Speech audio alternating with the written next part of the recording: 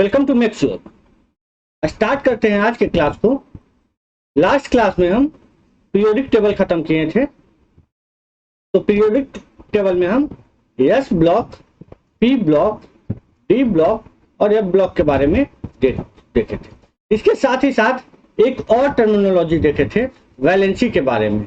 Actually इसे हमें पढ़ना था केमिकल बॉन्डिंग में, लेकिन हम वहां पे इसलिए देख लिए क्योंकि कुछ वैलेंसी यूज किए थे, तो वैलेंसी को हमको समझाना पड़ रहा था एसपीडीएफ में, तो आपको हम साथ ही साथ वैलेंसी बता दिए थे। तो आज वैलेंसी से आगे पढ़ते हैं किसके बारे में, केमिकल बॉन्डिंग। तो नेक्स्ट चैप्टर जो स्टार्ट होता है वो है केमिकल बॉन्डिंग।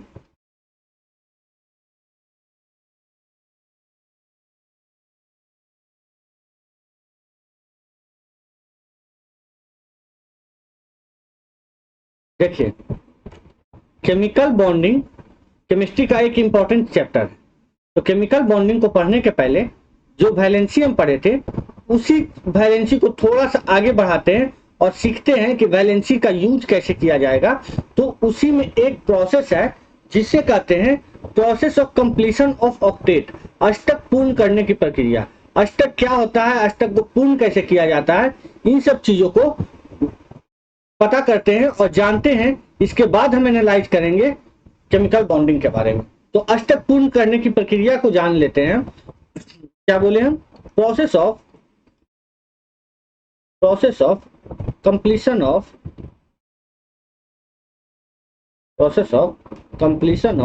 The octet. इस प्रोसेस को समझिए पहले कि ये ऑक्टेट मतलब अष्टक। ये बहुत बार आपका ऑक्टेट यूज हो चुका है, तो ऑक्टेट का मतलब आपको पता होना चाहिए। अष्टक को पूर्ण करने की, कंप्लीशन मतलब पूर्ण। तो यहाँ लिख ही देते हैं पूरा, अष्टक पूर्ण करने की प्रक्रिया। इस पूरी प्रक्रिया को आप समझ लीजिए कि अष्टक पूर्ण करने की प्रक्रिया क्या होती है। देखिए, कोई भी परमाणु है, कोई भी एटम है, तो वो एटम जो है वो तीन प्रकार से अपने बाह्यतम कोश में, मतलब आउटर मोस्ट सेल जो होता है उसमें जो अष्टक को पूर्ण करता है, ऑक्टेट को पूर्ण करता है, इसका मतलब 8 इलेक्ट्रॉन को पूर्ण करता है। तो वो किस प्रकार से करता है पूर्ण, उन चीजों को process of completion of octet में पढ़ेंगे। सबसे पहले तो क्या करेगा, देखिए, जो बाहर इलेक्ट्रॉन है उसको त्याग देगा।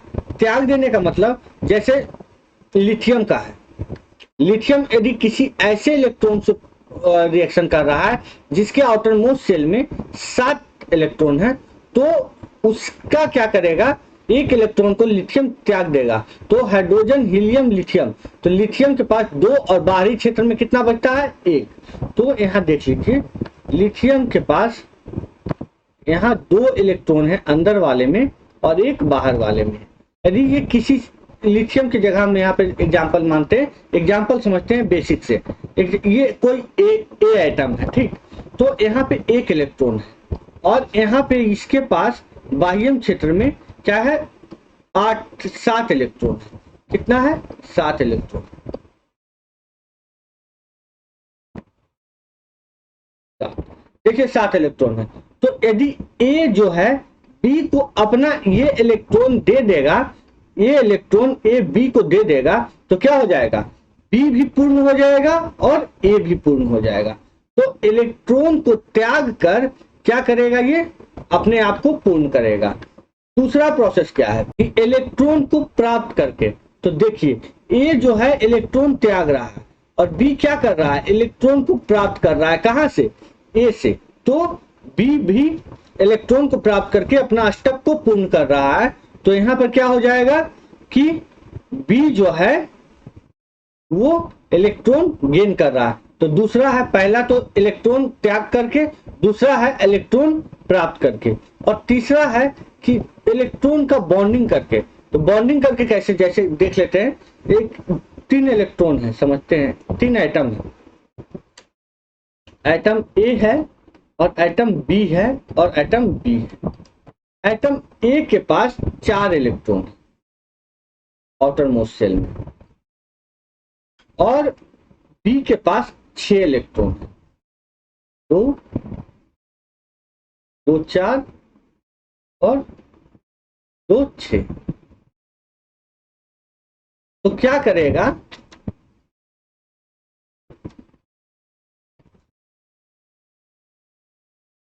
अच्छा यहाँ पर 6 यहाँ देते हैं तो समझ में आएगा आपको। चलिए ये जो है इसे यहाँ से हटा देते हैं, इसे यहाँ से हटा देते हैं। अब देखिए समझिएगा, ये क्या करेगा, 4 है तो इसको अष्टक को पूर्ण करने के लिए कितना चाहिए, 8 चाहिए। तो ये 2 यहाँ से ले लेगा और क्या करेगा, तो 4 2 हो गया 6 इसके पास। अब क्या करेगा, 2 यहाँ से ले लेगा,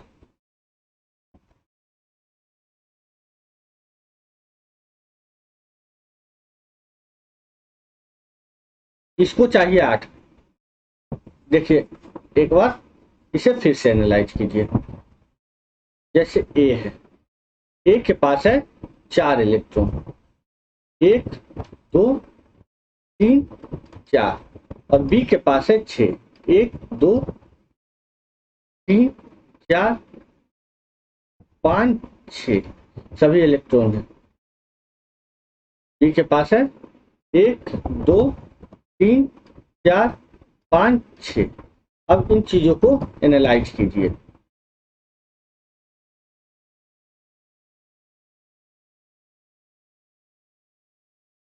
दो चार 6।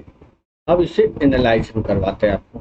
क्या करेगा, ये जो है यहां से भी लेगा 2 इलेक्ट्रॉन, ये जो है यहां से 2 इलेक्ट्रॉन लेगा और ये यहां से,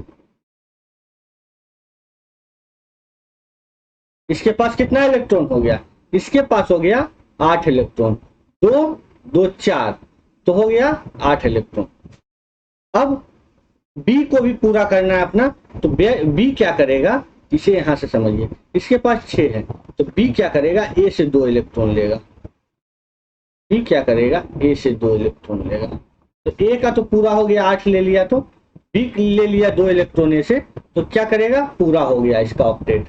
और ये क्या करेगा, ए ले लिया, ये भी ले लिया 2 इलेक्ट्रॉन ए से, तो 8 हो गया। मतलब ए का भी पूरा हो गया ऑक्टेट, बी का भी पूरा हो गया ऑक्टेट, और दूसरे बी का भी हो गया पूरा ऑक्टेट।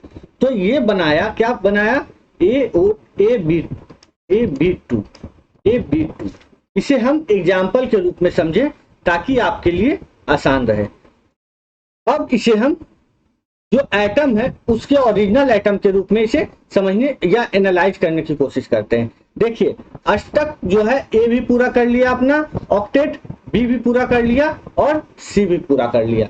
अब इसे समझिए दूसरे तरीके से, इसे समझने की जरूरत है। सबसे पहला तो क्या करेगा, टू लीव इलेक्ट्रॉन। ऑक्टेट पूरा करने का पहला तरीका है टू लीव इलेक्ट्रॉन। सेकेंड क्या है, टू गेन इलेक्ट्रॉन।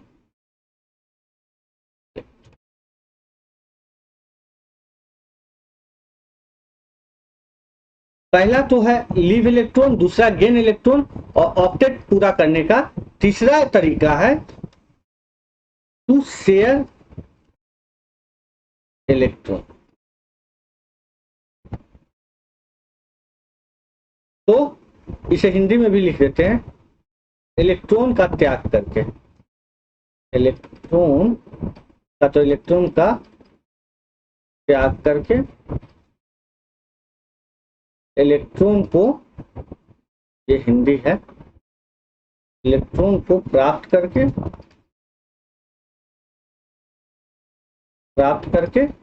और इलेक्ट्रॉन को शेयर करके, साझेदारी करके, इलेक्ट्रॉन का साझेदारी करके।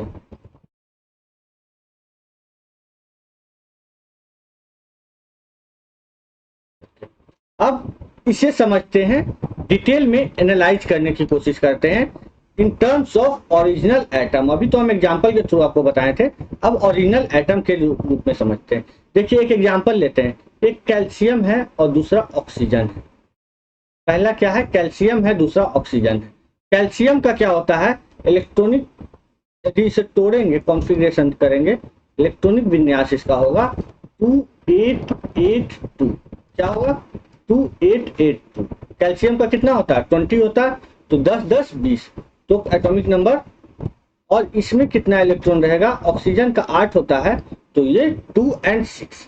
अब देखिए कैल्शियम क्या करेगा, यदि ऑक्सीजन को 2 इलेक्ट्रॉन दे देता है तो इसका आउटर मोस्ट सेल क्या हो जाएगा ऑक्सीजन का? इसका आउटर इनर मोस्ट सेल में जो 2 इलेक्ट्रॉन है, आउटर मोस्ट सेल हो जाएगा 8। 3 4 5 6 7 और ये 8। यदि ये अपना यहाँ पे 2 दे देता है तो ये हो जाएगा स्टेबल, ये भी हो जाएगा 2 8 8 के साथ स्टेबल, और ये भी हो जाएगा स्टेबल, 2 8 के साथ स्टेबल हो जाएगा। तो इसका कैल्शियम ऑक्साइड एक फार्मूला बनेगा। फार्मूला क्या बनेगा? CaO, calcium oxide. जब दोनों कंबाइन होगा तो कैल्शियम ऑक्साइड फार्मूला बनेगा इसका। तो इसका वैलेंसी क्या होगा? आउटर मोस्ट सेल में हम आपको बताए थे वैलेंसी टाइम में कि यदि 1 2 3 4 वैलेंस इलेक्ट्रॉन हो तो आउटर मोस्ट सेल में जो इलेक्ट्रॉन होगा वही उसका क्या होगा? वैलेंसी होगा। तो कैल्शियम का वैलेंसी क्या होगा? 2। कैल्शियम का वैलेंसी होगा 2। और ऑक्सीजन का वैलेंसी क्या होगा? 8 - 6 करेंगे। आउटर मोस्ट सेल को यदि 4 से बड़ा रहता है तो 8 से घटा देते हैं, 8 - 6, तो इसका हो जाएगा 2। तो इसका भी वैलेंसी हो गया क्या? वैलेंसी हो गया 2। तो देखिए कैल्शियम ऑक्सीजन को 2 इलेक्ट्रॉन दे रहा है और अष्टक पूरा कर रहा है, और कैल्शियम जो है ऑक्सीजन क्या है? 2 इलेक्ट्रॉन लेकर ऑक्सीजन अपना अष्टक पूरा कर रहा है। इसका मतलब क्या हुआ कि एक छोड़ रहा है और 2 दूसरा ले रहा है। कहने का सीधा मतलब है अष्टक पूरा करने के लिए या तो इलेक्ट्रॉन प्राप्त करेगा या तो इलेक्ट्रॉन छोड़ेगा, मतलब या तो इलेक्ट्रॉन का त्याग करेगा। तीसरा है साझेदारी। तो साझेदारी का समझते हैं, एक फार्मूला होता है जो बेसिक फार्मूला है जो सब लोग जानते हैं, कार्बन डाइऑक्साइड। तो इस फार्मूला को हम बना के दिखाते हैं आपको। फार्मूला को कैसे बनाते हैं? कार्बन का क्या होता है? आउटर मोस्ट सेल में होता है 2 और 4, कार्बन का होता है 6, तो आउटर मोस्ट सेल में 2 और 4, तो 4 है आउटर मोस्ट सेल में। कितना है आउटर मोस्ट सेल में? 4 है। तो यहाँ देखिए 4, ये हो गया 4। चलिए अब ऑक्सीजन का हम आपको दिखाते हैं। तो ऑक्सीजन का खेला खेलते हैं। यहाँ पे ऑक्सीजन का खेला खेलने के लिए क्या करेंगे? यहाँ पे ऑक्सीजन का आउटर मोस्ट सेल में, ये कार्बन का आउटर मोस्ट सेल है, कार्बन का 6 होता है, ऑक्सीजन का होता है 8, तो ये होगा 2 और 6। तो आउटर मोस्ट सेल में 2 2 4 और ये 2 6। यहाँ पे क्या होगा? ऑक्सीजन 2 मॉलिक्यूल्स ऑक्सीजन का है, तो 2 2 2 4 और 2 6। अब चीजों को एनालाइज कीजिए। देखिए कार्बन को चाहिए आउटर मोस्ट सेल में 8, तो 2 इस ऑक्सीजन से ले लेगा, 2 इस ऑक्सीजन से ले लेगा, और ये अपना अष्टक कार्बन कर लिया पूरा। कार्बन अपना अष्टक पूरा कर लिया। अब समझते हैं ऑक्सीजन का अष्टक कैसे पूरा होगा। अष्टक है मतलब 6 है, तो ऑक्सीजन के पास कितना है? 6 है, तो 2 4 तो है, 6 अवेलेबल है, और 2 ये कार्बन से ले लेगा, तो 2 कार्बन से जब लेगा तो ये अपना अष्टक पूरा कर दिया, ये अपना अष्टक पूरा कर लिया। अब ऑक्सीजन क्या है? 2 इलेक्ट्रॉन कार्बन से इधर लेगा ये ऑक्सीजन, तो ये भी अपना इलेक्ट्रॉन पूरा कर लिया। अब क्या हो गया? ये हो गया एक स्टेबल स्ट्रक्चर। क्या हुआ? ऑक्सीजन 2 परमाणु लिया और कार्बन का, ऑक्सीजन अपना 2 परमाणु कार्बन को दिया, 2 परमाणु मतलब 2 इलेक्ट्रॉन ऑक्सीजन क्या किया? अपना दे दिया कार्बन को, और तीनों का अष्टक हो गया पूरा। तो अष्टक लॉ आपको हम समझा दिए। अब नेक्स्ट बढ़ते हैं आगे और कुछ समझने की कोशिश करते हैं कि अष्टक लॉ के बारे में कुछ चीजें देख लेते हैं। अष्टक लॉ को जो दिया था उसका श्रेय दिया जाता है ऑक्टेट रूल। ऑक्टेट रूल को कहीं कहीं आपको लिखा हुआ मिल जाएगा, electronic theory of chemical bonding के नाम से। क्या? इलेक्ट्रॉनिक थ्योरी ऑफ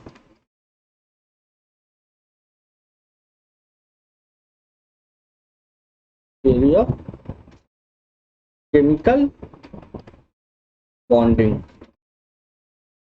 अब कुछ चीजें समझने की कोशिश कीजिए। यहाँ पे जो ऑक्टेट लॉ दिया गया था वो डेवलप किया गया था 1916 में।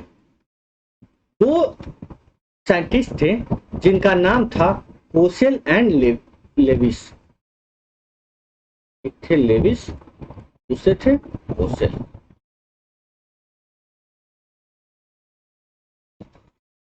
यही डेवलप किए थे और electronic theory of chemical bonding, electronic theory of chemical bonding या ऑक्टेट रूल को यही डेवलप किए थे। जो बेस था, जिसका बेस क्या था? Inertness of noble gases. Inertness कहने का मतलब अक्रिय, जो रिएक्शन ना करे। तो ये जब इलेक्ट्रॉन का शेयर हो रहा है तो वो क्या हो रहा है? अक्रिय। और अपना जो बाह्यतम सेल है, मतलब आउटर मोस्ट सेल है, उसको पूरा कर ले रहा है। तो जब पूरा कर लेगा तब रिएक्शन करेगा नहीं, जब कम रहेगा तब लेगा, या जब ज्यादा रहेगा तब देगा।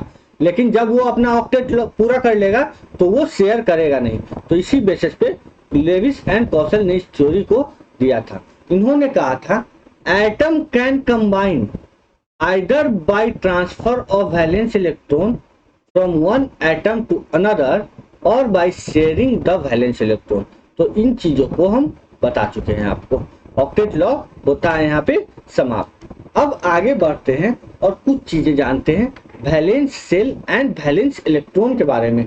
कल की क्लास में हम आपको बताए थे वैलेंसी और वैलेंस इलेक्ट्रॉन के बारे में। आज जान लीजिए वैलेंस सेल के बारे में कुछ चीजें। तो एनालाइज करते हैं आज के क्लास को वैलेंस सेल के बारे में।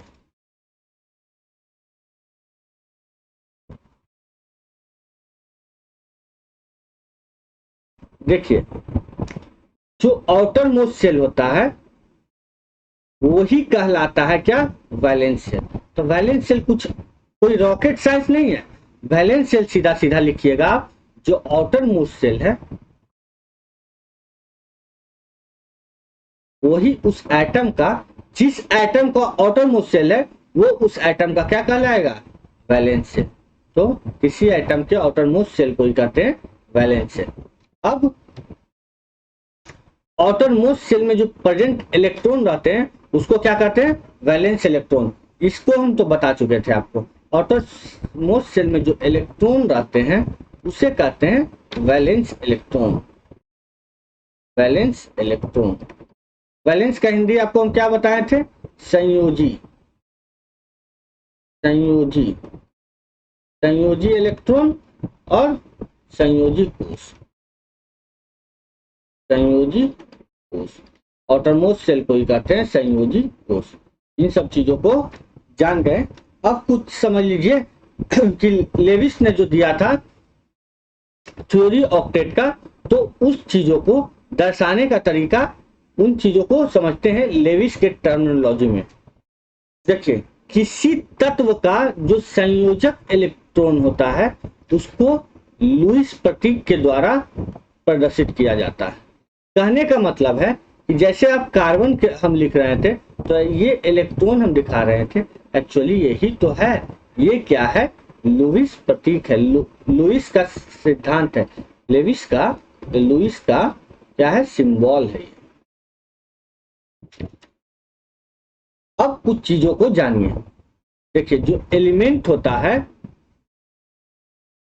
उसमें जो वैलेंस इलेक्ट्रॉन होता है, उस जितना वैलेंस इलेक्ट्रॉन होता है उतना ही हम क्या देते हैं? बिंदु यहाँ पे डालते हैं। और जो बिंदु हम यहाँ पे डाल रहे हैं, देखिए कार्बन में वैलेंस 6 है, कार्बन में 4, 2 4। चलिए, कार्बन में जो 4 है तो यही तो है 1 2 3 4। कितना बिंदु डालें? 4 बिंदु डालें। तो जितना बाह्यतम सेल में, आउटर मोस्ट सेल में इलेक्ट्रॉन होगा उतना ही बिंदु हम क्या डालेंगे? यहाँ सिंबल के रूप में डालेंगे। वही कहलाता है लेविस सिंबल। तो लेविस सिंबल के बारे में जान जाइए।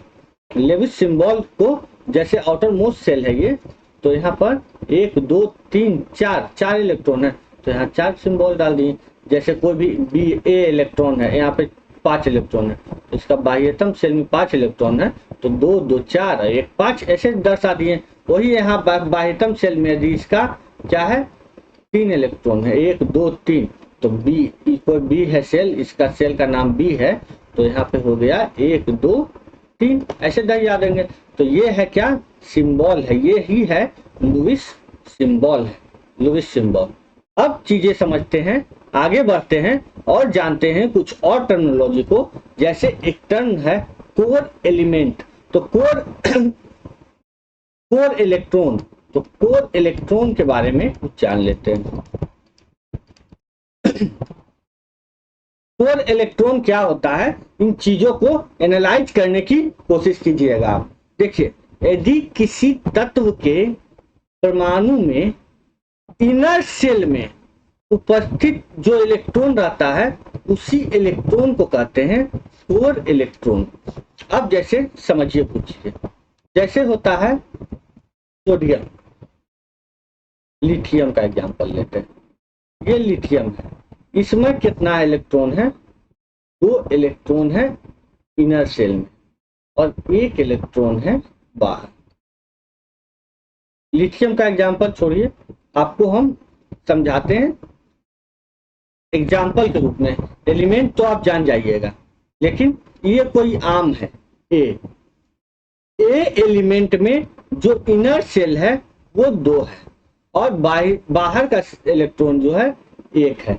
तो बाहर के इलेक्ट्रॉन को जहां कहेंगे वैलेंस इलेक्ट्रॉन, वहीं अंदर के इलेक्ट्रॉन को कहते हैं हम कोर इलेक्ट्रॉन। क्या कहते हैं, कोर इलेक्ट्रॉन। अब इन सब चीजों को एनालाइज कीजिए। अच्छा, आप बोलिएगा चलिए 2 है अंदर, तो यहां ले लेते हैं कोई एलिमेंट बी। अब इसका ये इनर शेल है, इसमें 2 इलेक्ट्रॉन, इसके ऊपर एक और आउटर शेल है, इसमें 3 4 5 6 7 और ये 8 है, और इसके बाहर जो है वो है 3 या 4 5 कुछ भी ले लीजिए, 1 2 3 इलेक्ट्रॉन ले लीजिए। तो इसका जो बाहर का आउटर मोस्ट शेल है उसमें हो जाएगा valence electron. That is valence electron कहने का मतलब संयोजी इलेक्ट्रॉन। तो संयोजी इलेक्ट्रॉन कितना है, 3 है। और यदि यहाँ पूछ दे आपका कि कोर इलेक्ट्रॉन कितना होगा, तो कोर इलेक्ट्रॉन को हिंदी में भी कोर इलेक्ट्रॉन ही कहते हैं। तो कोर इलेक्ट्रॉन कितना होगा, यहाँ पे होगा 2 और 8। कितना होगा, प्रथम सेल में है, फर्स्ट सेल में है और सेकेंड सेल। फर्स्ट सेल में 2 है और सेकेंड सेल में 8 है, टोटल हो गया 10। तो कोर इलेक्ट्रॉन क्या है, इसे हम एनालाइज कर लिए हैं। अब आगे बढ़ते हैं और कुछ और जानते हैं, कुछ और टर्मिनोलॉजी के बारे में। चलिए,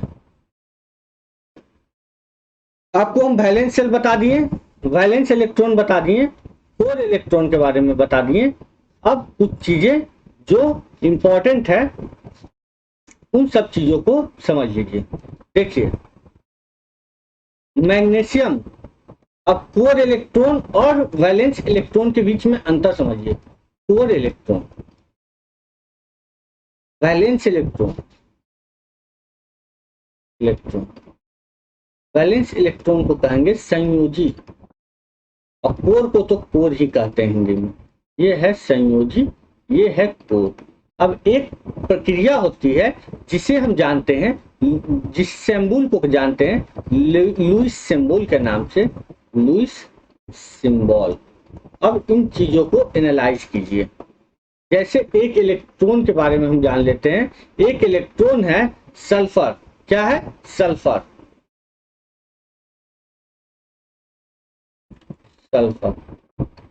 यहां देखिए सल्फर, यहां लिखते हैं सल्फर में यदि हमको सल्फर का लुईस सिंबल पूछ दिया कि लुईस सिंबल उसका क्या होगा, कोर इलेक्ट्रॉन, आम, इमली कुछ भी है, उससे हमको मतलब नहीं होना चाहिए। सल्फर का वैलेंस इलेक्ट्रॉन की संख्या हमको पता होनी चाहिए। तो सल्फर की वैलेंस इलेक्ट्रॉन की संख्या होती है 6। तो सल्फर की वैलेंस इलेक्ट्रॉन की संख्या होती है 6। तो सल्फर को दर्शाएंगे कैसे? 2, 2 4, 1 5 और 1 6। तो ये हो गया लुईस सिंबल। तो लुईस सिंबल कहने का सीधा मतलब है कि उसे हम वैलेंस इलेक्ट्रॉन के टर्म में दर्शाएंगे, ना कि कोर इलेक्ट्रॉन के टर्म में। तो वैलेंस इलेक्ट्रॉन जितना रहेगा उतना ही उसके सिंबल पे क्या देंगे? डॉट बिंदु देंगे। तो उसे कहते हैं लुईस सिंबल। इन सब चीजों को हम जान चुके हैं। अब कुछ और चीजें आप एनालाइज कर लीजिए जो इम्पोर्टेंट है। अब एग्जाम पॉइंट ऑफ व्यू से कुछ चीजें देखिए। वैलेंस इलेक्ट्रॉन, वैलेंसी, यहाँ से आपका एक क्वेश्चन के किसी भी एग्जाम में बनने की चांस रहती है। अब जानते हैं केमिकल बॉन्डिंग और केमिकल रिएक्शन को पढ़ने के लिए इन सब चीजों को आपको आना ही चाहिए था। इसलिए हम ईच एंड एवरी टॉपिक को डिटेल में एनालाइज करवा रहे हैं। अब स्टार्ट करते हैं next chapter, that is chemical bonding.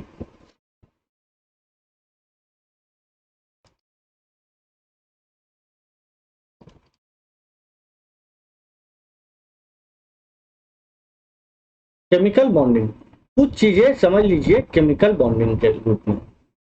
जैसे देखिए, कोई एटम ले लिए,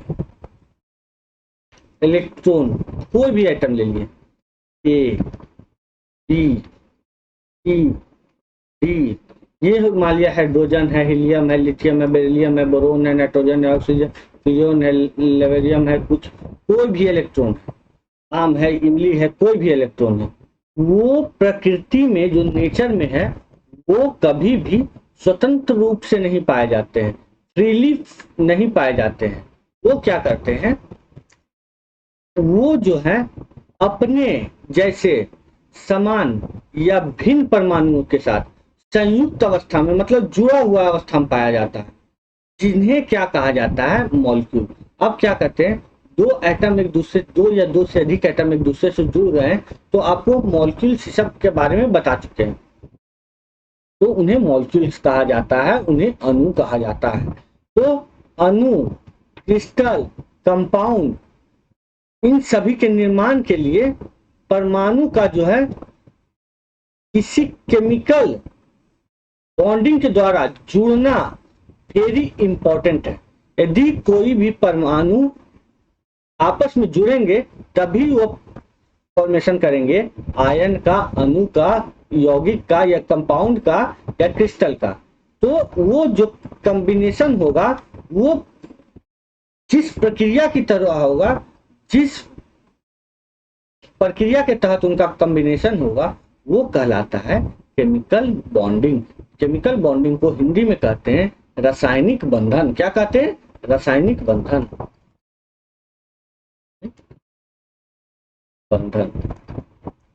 तो इसी प्रक्रिया को अब हम समझेंगे, डिटेल में एनालाइज करेंगे। देखिए, कोई भी अणु है, अणु कहने का मतलब कोई भी मॉलिक्यूल है, कोई भी कंपाउंड है, मतलब यौगिक है, उसमें जो उपस्थित परमाणु होती है ना, उसमें जो उपस्थित परमाणु होती है वो किसी न किसी आकर्षण बल, किसी न किसी अट्रैक्शन फोर्स से क्या होता है? आपस में जुड़ा हुआ होता है। और जुड़ा होने के कारण क्या कहता है?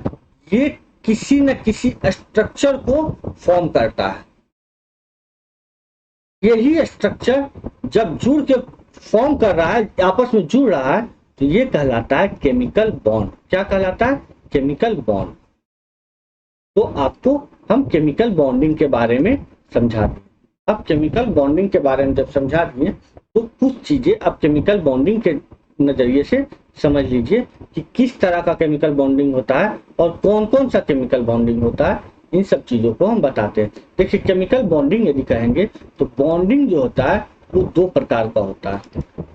बॉन्डिंग होता है दो प्रकार का, एक तो फिजिकल बॉन्डिंग होता है और दूसरा होता है केमिकल। फिजिकल बॉन्डिंग होता है और दूसरा होता है केमिकल बॉन्डिंग। तो कौन कौन सा फिजिकल बॉन्डिंग होता है, कौन कौन सा केमिकल बॉन्डिंग होता है, इन सब चीजों के बारे में जान लेते हैं। जो हाइड्रोजन बॉन्ड होता है, देखिए फिजिकल बॉन्ड का बारे में बात करते हैं कि फिजिकल बॉन्ड क्या होता है और केमिकल बॉन्ड क्या होता है। फिजिकल बॉन्ड को कहने का मतलब है कि फिजिकल बॉन्ड बहुत वीक बॉन्ड होता है, इसको ये जो होता है बंधा होता है इंटरमॉलिक्यूलर फोर्सेस से। ये होता है फिजिकल बॉन्ड, वो वीक बॉन्ड होता है, ये बंधा हुआ होता है इंटरमॉलिक्यूलर फोर्सेस से।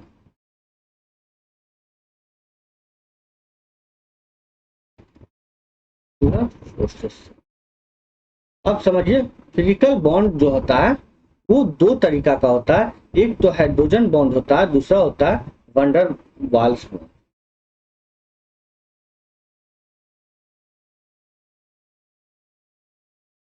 हाइड्रोजन बॉन्ड एंड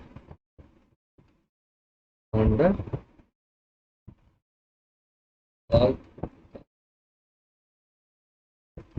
इन सब चीजों को इंटरमॉलिक्यूलर फोर्स को हम समझ गए कि दो तरह से डिवाइड होता है बॉन्डिंग। एक तो इंटरमॉलिक्यूलर फोर्सेस के आधार पर हाइड्रोजन बॉन्ड और वंडरवाल बॉन्ड के रूप में डिवाइड होता है। दूसरा होता है इंट्रामॉलिक्यूलर फोर्सेस।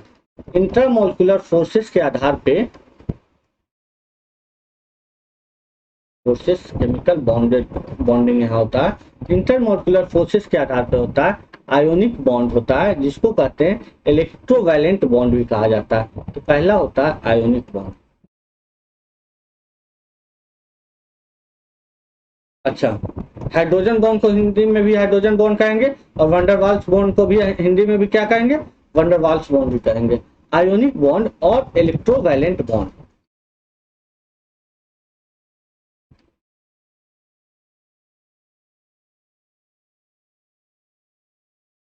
नेक्स्ट होता है कोवैलेंट बॉन्ड।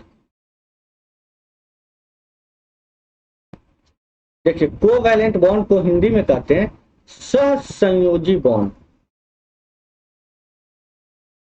सहसंयोजी बंध। तो आयोनिक बॉन्ड को हिंदी में कहेंगे विद्युत संयोजी या आयनिक आयनिक बंध। आयनिक बंध या इलेक्ट्रो मतलब विद्युत संयोजी, वैलेंट मतलब संयोजी बंध। और थर्ड हम लिखेंगे, थर्ड क्या है, थर्ड को देखते हैं। थर्ड होता है कोऑर्डिनेट बॉन्ड। कोऑर्डिनेट बॉन्ड इसे कहते हैं उपसहसंयोजी।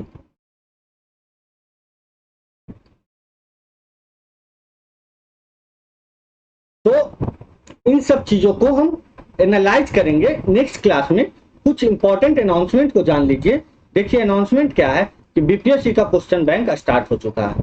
तो जिस लोगों को जो 67वीं की तैयारी कर रहे हैं या 68वीं की तैयारी कर रहे हैं, वो जाके क्वेश्चन बैंक को एनालाइज करना शुरू कीजिए। Each and every question is explain in detail manner. मतलब कहने का है कि सभी क्वेश्चन को एनालाइज किया जाएगा एकदम डिटेल मैनर में, 38वीं से लेकर 66वीं तक के।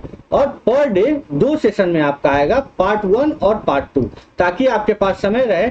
एक सुबह में देख लीजिए आप और एक शाम में। तो 2 पार्ट में आएगा, पार्ट 1 और पार्ट 2।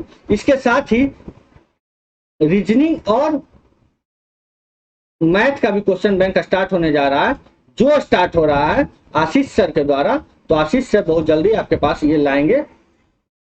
तो हमारे चैनल को सब्सक्राइब करके रखिए, ताकि जितना भी तैयारी कर रहा है लड़का बीपीएससी का, उसके पास क्वेश्चन बैंक का सीरीज पहुंच जाए और वो अपने प्रिपरेशन को बूस्ट अप करे। चलिए ठीक है, मिलते हैं नेक्स्ट क्लास में। Thank you.